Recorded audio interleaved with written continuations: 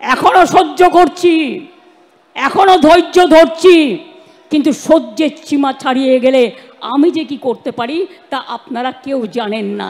তার কারণ I am the product of the movement.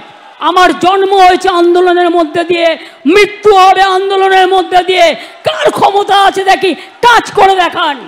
Chair দখলের লড়াই, ক্ষমতা থাকলে ভোটে যাও, গুলি নয়, ডেড বডি নয়, লাশ নয়, ক্ষমতা তোমাদের হাতে।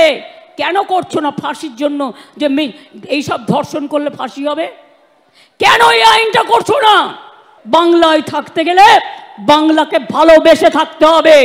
বাংলায় থাকবেন আর বাংলার উপর অত্যাচার করবেন, এটা আমি মেনে নেব না। শকুনি মামা যারা বসে আছে, কখন একটা লাশ পাবে তাই নিয়ে রাস্তায় নামবে। এ তো নিজের লোককে নিজেও মেরে দিতে পারে।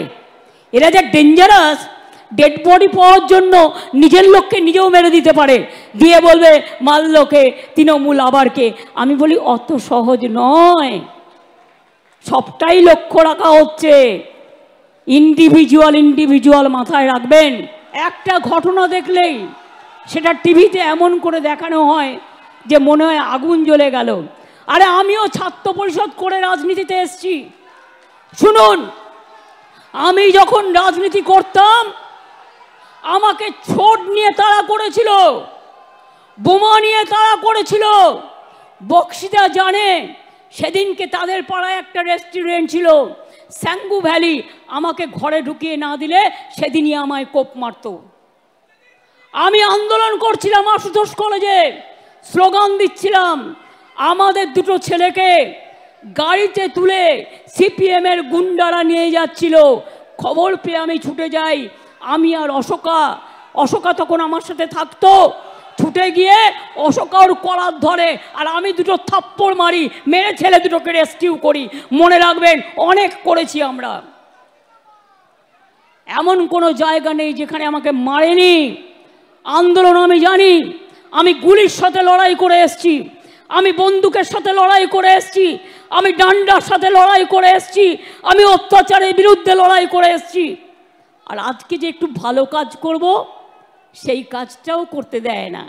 যেদিন থেকে বিজেপি ক্ষমতায় এসছে 2014 থেকে বাংলার জন্য এক অভিশাপ হয়ে গেছে। ভাতে মারো, অর্থনীতি ধ্বংস করো, পুজোয় গরিব লোক যাতে কাজ করতে না পারে, নানা রকম ছল চক্রান্ত।